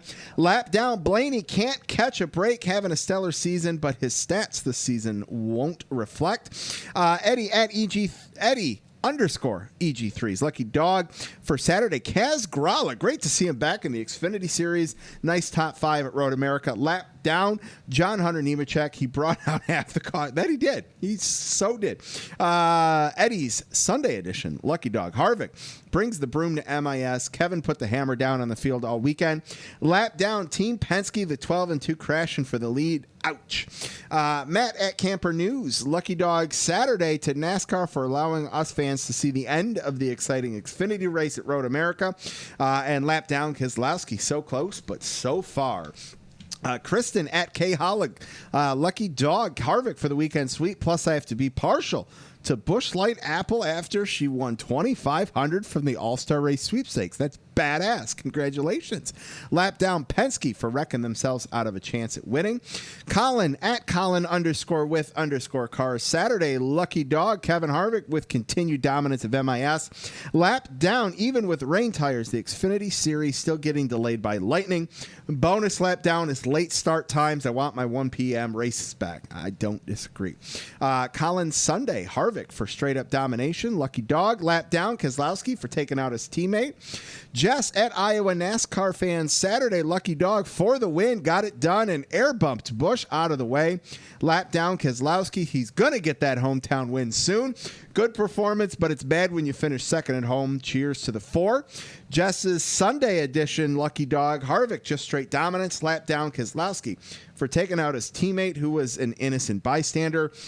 Mick at GoDucks 42 _ Mix, a Lucky Dog Harvick brought in the street sweeper and took the money and the trophies. Lap down Keselowski. Rule number 1, don't wreck teammates. And Mick, this one's for you. The first rule of Fight Club is you do not talk about Fight Club. The second rule of Fight Club is you do not talk about Fight Club. And the first rule at Team Penske is you do not wreck your teammate. Second rule at Team Penske is you do not wreck your teammate. All right. Let's keep it going here. Jeff at JBev1789's a Lucky Dog Zane Smith. He's been running great. And to see him get a win with that emotion, great kid, great win. Lap down. Have to go with Blaney. So much early speed each week to come away with nothing. And his picks for Sunday, they aged well. Didn't have to make any changes. Kevin at Kevin Rocks 25. Lucky Dog the fans for watching a shitty race. Lap down. Brad K. So close yet so far. And Sunday, same as yesterday. You know, I think NASCAR should be happy that the fans were not in the stands. Matthew at CH9SE fan. Lucky Dog, Choose Cone. Wasn't a fan, but kind of like it now. Lap down, the PJ1. Either nobody uses it like this weekend, or it makes one lane and ruins the race. I'm with you there. David at DFlint14's Lucky Dog. Rodney, Yates, and Harvick for building and driving an absolute rocket ship. Lap down, NASCAR and NBC for thinking Woods adds to the broadcast. I want to see a race, not a 10-minute social media weekly summary. All right, guys, thank you for all of your tweeted responses. Let's get to a few calls on the Wave Around Hotline. What's going on, Live Traffic Nation? Voice from the Wave Around Hotline at Racing Champs. Still the 20% called in. I'll give a short little take for the first Michigan race as I head home now from work, and I'm gearing up, getting ready to watch the second one. Hopefully, the time passes by soon. I'm ready for more racing. I got to say, that was probably one of the best Michigan races I've ever seen, to be honest with you. Great race, a lot of tire blow-up, cars passing, comers and goers. I wish we could see more of that on a weekly basis in racing, NASCAR in general. Brandon, you're my lucky dog. Happy that you got to go to the racetrack. All the fans who have been lucky enough to see races this year are lucky dogs, in my opinion. Really cool that Chase went from 5th to the front row and took the lead with the choose rule. That's what we're looking for out of this rule, and I think in an extremely small sample size, it delivered. Also, lucky dog to NBC, who did a way better job than Fox covering the choose rule. I expect them also to do a good job today. And now I hope we see another good race today. See ya! Oh, Mr. Andrew can't see it. Couple things. First off, I'm honored. Thank you for the Lucky Dog nomination. It was very cool. I loved it. You know I loved it. There is one thing you mentioned right at the start about the Michigan race. Tire fall off. We've never been able to say that, and I think it was evident that tires played a role, especially when we had a couple 2-tire stops, no tire stops. Definitely, tires played more of a role, which always adds to the quality of the race, in my opinion. Thanks for calling in. I know we got you coming up here again in just a few minutes. Let's get to Matt Camper on the Wave Around Hotline. Hi, Brandon. It's Matt at Camper News Net. Absolutely. With the second race of the doubleheader weekend at Michigan, MIS, of course, it was absolutely, I thought, an incredible race. You know, with the choice lane for the drivers, I really think it was absolutely a great idea by NASCAR. It really shake things up with the race, and I hope NASCAR will continue to do this moving forward. That I absolutely thought that was an incredible thing that NASCAR did, and it really shake things up both for the trucks and for the Cup and MIS this weekend. So anyway, so my picks for the second race of the Cup doubleheader this weekend at MIS. Lucky dog is definitely going to go to Eric Almirola. He had a tough race yesterday in the first race of the doubleheader. The crew worked all night, went to a backup car, and came out with a 6th-place finish. Absolutely remarkable what the team did, and Eric Almirola, and that paid off in the end. Moving to that backup car and finishing 6th. Didn't see the results yesterday, and today the results I thought paid off. And lap down is going to go to Brad Keselowski, battling for the lead with Ryan Blaney. It's so unfortunate. Brad, with a 2nd place finish yesterday in the first race of the doubleheader, and as I said on Twitter, so close but so far. But hopefully, results will pay off to Brad in the future. Hopefully. And most importantly, I'm really looking forward to next weekend with the first ever Daytona road course race for all 3 series. So anyway, enjoy your week as always, Brandon, Lap Traffic Nation. I'll talk to you next weekend after the first ever road course race at Daytona. So thank you so much, Brandon. Take care. Bye. Oh, hey, Matt, thanks for calling in. Appreciate you as always. Man, first ever road course at Daytona. That's just got a little ring to it that I just cannot wait to see how that plays out. That is for sure. Great takes as always, Matt. Just to piggyback, Striegle and I talked about it at the start of the show. Just the weekend that Brad had, does he have the MIS curse? Because that's his home track, you got to believe he's going to get one of these days. Is it like how bad Senior wanted the 500? You got to think Brad wants a 500 win too. And how many times did it take before Senior finally got one? Is that what we're seeing here with Brad at MIS? All right. Let's get to the next call. My uncle, who you're going to hear in just a little bit on the fantasy segment. Hey, Brandon, it's Uncle Matt. I got my lucky dogs and whatnot.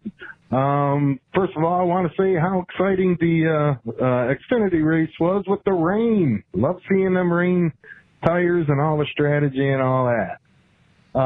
For my lucky dog, I got to go with Zane Smith, the youngster winning his first truck race. Not to mention that I picked him, so yeah, that was very cool. And as far as lap down goes, you know what? I'm going with the homeboy, Keselowski, for taking out his teammate. Yeah, I think he probably should have known a little better than that. I know he's trying, but you got to know where you're at on the track. All right, there you go. Talk to you later with my picks for the week, because you know I was the winner. Have a good one. Awesome. Love it.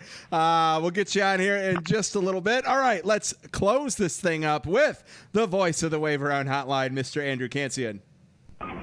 What's going on, Last Traffic Nation? Voice of the Wave Around Hotline at Racing Kansas. 20% Michigan part number 2.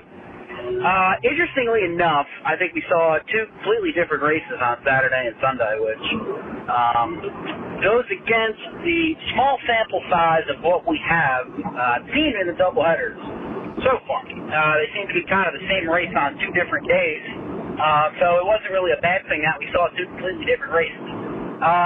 That being said, the same players were up in front. Kevin Harvick went out there and dominated both days. He is the Michigan master, I would say. So, what him and Rodney are doing are obviously impressive. It's been well documented, and the 4-car is got to be the favorite for the championship. With that being said, down the playoff number, cut line, whatever we're calling it, Mr. Eric Jones had himself a horrible day on Sunday, finishing 27th. So he's going to be my lap down. It'll be interesting to see what kind of strategy him and William Byron and Jimmy Johnson work out in this Daytona road course with 4 races left. Tyler Reddick's 36 out. Probably not going to be able to point his way in, but you really never know. I mean, we have, 2 wild card races coming up with the 2 Daytona races. A restrictor plate, which we know how they can end, and a road course, which no one's ever turned a lap in a stock car in, plenty, I'm sure, in a sports car. And then Dover, while typically not a wild card race, it's an easy track where you slide up the racetrack, crash, and there's 10 cars involved, and you're looking at a lot of attrition, and some of those playoff guys can easily get caught up in something in Dover. So we've got 4 really fun racetracks coming up, I think, that all present their own unique challenges, and I'm looking forward to seeing how this playoff bubble works out. I still think we're going to see one more surprise winner from outside. I'm going to stick to that, and we'll see who it is and where it happens. Talk to you later, buddy. Oh, Mr. Andrew Cancian, thank you for the call back-to-back there. Appreciate you. I got to agree 100%. I think the only field that's set as far as the playoffs go is the Xfinity Series. I think there's some surprises that are going to happen in the Truck Series still. And I'm with you. I wouldn't be surprised if maybe not necessarily a win, but if someone's got a bad week this weekend at the road course, followed by a bad week at Dover, and then getting caught up on at the super speedway of Daytona, there is a very good possibility that someone that's in on points right now does not get in on points. So I'm with you. The playoff bubble is definitely shaping up in the Cup Series, and it's going to be fun to watch for sure. You guys were so awesome this week between the phone calls, the 1.5 worth of tweeted responses for the Lucky Dog Lap Downs. I love it when Michigan's a strong week, and you guys did not disappoint. So thank you very much. That is going to do it for this week's Lucky Dog and Lap Down picks. All right, Lap Traffic Nation, it is time to close this thing out with a little lap traffic fantasy. Just a reminder, get your picks in early this week. Keep the Twitter interaction up. There are 4 races to go. Well, 4 Cup races to go over the span of the next 3 weeks to decide who makes the lap traffic playoffs. Recap this week, 2 players with Zane Smith. Half the league took Austin Cindric, and a good chunk of the league did well with Harvick, and some struggled with Keselowski and Blaney. Week high this week was 178 points by my Uncle Matt with his picks of Blaney, Matt D, Cindric, and Smith. Cancian was right behind with 175. My picks of Hill, Cindric, Logano, and Harvick got me 165. I've rebounded slightly in the segment 2 standings. In first, though, is Brad Carnes with 893 points. In second is Kim James. Third, Andrew Cancian. I'm back up to fourth. Aaron Studwell in fifth. Robert Riggs in sixth. Eric Rolls in seventh. Matt Crowd in eighth. David James in ninth. And Jess Rose reps out the top 10 in segment 2. Over to the cumulative standings where it matters. Jess Rose just narrowly making it out in first place still with just 5 points lead over Joe Houston. Andrew Cancian in third. Chad Robb in fourth. David James in fifth. Matt Crowd in sixth. Kent Dolphy in seventh. Matt Camper in eighth. Richard Cravens in ninth. Aaron Studwell wraps out the top 10. Crystal Smoke in 11th. Toby Christie in 12th. Brian Hall 13th. Greg Whited 14th. Eric Rolls 15th. Kim James 16th. And I am 1 point out in 17th. Kim, I'm coming for you. I am coming for you. All right. Let's get to this week's guest picker. All right, Lap Traffic Nation, joining me on the line. I'm very happy about this. This is going to be a lot of fun. It is my uncle, Mr. Matt Crouch. Sir, how are you? Good evening. What's going on? I'm doing much better this week, boy. I'll tell you that much. Excellent. Yes. Listen, if anybody wants, I can post the email. There's no nepotism here. It's a true. My uncle had week high last week, so here he is on the show to make his picks this week.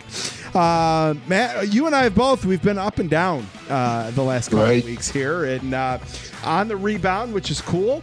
But this week's going to be interesting. No practice, no nothing. Just drop the green flag on a road course that they've never ran at before. But we can get to that in a minute. What'd you think of Michigan this weekend? Despite the fact that Harvick won them both. I know. I know I'm going to have to hear that for a while, but it was pretty good, I guess. You know, Michigan can be a boring race. Yes. You know, it has that history, but with the restarts, the way they're doing them now, that added a lot of excitement. So, yeah, I kind of liked it. Do you like the choose, cone, triangle, whatever we're going to end up calling this thing? I love it as long as it benefits whoever I pick. Fair enough. I can get behind that. I'm just thinking, like, all right, they debuted this at a 2-mile track. Could you imagine the implications this is going to have at a Bristol or Martinsville? Like, that's just going to be amazing. It's gonna make or break the race for whoever's got to make that decision, right? Because I look at, like, I keep going back to Saturday, and I look at Chase Elliott, and I know I've said this about 3 times on the show already, but it's worth repeating. You know, Chase Elliott would have restarted 5th or 6th. He chooses the inside, restarts second, gets a push because nobody wanted to push Harvick, and is able to get out there and take the lead. You know, we see that at a short track, then that could be the race-winning decision at that point. You know, and I probably noticed it. In fact, the announcers didn't even say anything, but I had picked the Benedetto for the second. Yeah. For the second race, and they didn't. When Almirola had to pit for at the end there, you know, he got lucky with the caution and everything. Yep. The Benedetto also pitted. They didn't even show him pitting, so he had to start at the back. And I was watching him, and he was like 20th. And after the choose your lane, he was like, I think 8th. Yeah. And he made that one move on the outside, and he was running 4th for a while, but he ended up 7th, which, you know, but that's good for Matt Benedetto. For having to make that pit, he would have been mired deep in the field. So, you know, good for me. Absolutely. Well, I tell you, you know, there were a lot of people that had Cindric, but only 2 people took Zane Smith. You were one of them. Right. That was a great call there, and you got you picked Blaney for the right race, which was good, and then you flip flopped, and you're probably out. from that regard. So and I'm gonna tell you that 9 out of 10 times when that situation has arisen, I've had them backwards. Yes. Yeah. So I guess I was due for one. You were due. Yes, absolutely. Alrighty. Well, what do you say? You ready to make some picks for the Daytona Road Course? Well, I'm going to preface this by saying, without seeing the entry lists, because there's going to be some ringers and things like that. Absolutely. I will make picks, and we'll probably keep them, but I can't. Yes, no guarantees. Fair enough. All right, Lap Traffic Fantasy players, we are headed to the Daytona Road Course in what should provide some exciting races, as this is the first time these guys will turn laps on the road course at Daytona when they drop the green flag. No practice, no qualifying on a new road course. This is going to be fantastic. I'm sure these guys will log some laps on iRacing this week, though. That said, there's no trends for the Daytona Road Course, so I'm going to give you guys some trends from the Roval, where Ryan Blaney and Chase Elliott both have a win. Chase has proven himself to be a top-notch road course driver. If you haven't used him yet in Segment 2, Chase from the same place might be a solid pick this week. If by some miracle you have not used Kevin Harvick in Segment 2, you might want to use him here. He's got multiple road course wins, finished in the top 10 in both trips to the Roval. But if you're looking for a Toyota, Hamlin was the highest finishing Toyota at the first Roval race. He finished 11th. And Martin Truex Jr. was the highest in the second Roval race, finishing 7th. Who gets the bragging rights of the first road course win at Daytona? We'll find out this weekend, but first, it's time for our picks. Uncle Matt, over to you for the truck race. Who do you got? Only because he should have a decent starting spot. I'm going to go with Brett Moffitt. Brett Moffitt, I like that. Yeah. Because it's a first-time track, I'm going with a veteran, someone that's going to show some patience. I was torn between Johnny Sauter and Matt Crafton, but I'm going to go with Matt Crafton this week. Maybe he'll be able to carry some momentum from his win a couple weeks ago, and I'm definitely going veteran for this week's truck race at Daytona. Over to the Cup Series, sir. Who are you going with? Cup Series? I'm sorry. Xfinity. Okay, we'll do it. Xfinity. Well, it's kind of hard not to pick Cindric on a road course. But another guy that's done real well on the road courses and seems to might be able to challenge Cindric. I'm going to go with Haley, number Justin 11. Haley. I like yes. that. Justin Haley, I tell you, man, everyone knows I love what they're doing at Colic Racing. I am going to go with Chase Briscoe. I'll say a slump, even though it really hasn't been a slump, but he hasn't been to victory lane over the last couple weeks. He did really well at Road America this weekend. I'm going to go with Chase Briscoe to challenge Austin Cindric, like you said, this weekend for sure. And all right, we will close it out Sunday afternoon, Cup race, the Daytona Road Course. Who do you have left to pick, and who are you going with? That's the whole thing. Who do I have left? And as by chance, I was thinking of saving him for Dover, but I think I'm going to use Chase Elliott.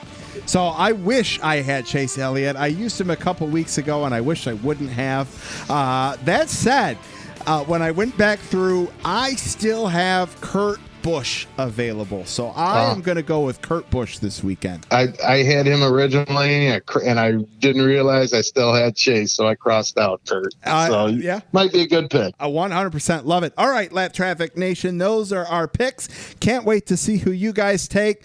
Uncle Matt, great to talk with you. Good luck this weekend, and who knows, maybe we'll talk to you next week. Yes, sir. We hope so. All right, we'll talk to you later. Later. See you. All right, Lap Traffic Nation, that is going to do it for episode 195 of the Lap Traffic Podcast. Make sure you check out the website, thelaptrafficpodcast.com. Like on Facebook, The Lap Traffic Podcast. Follow on Twitter, @LapTrafficPC.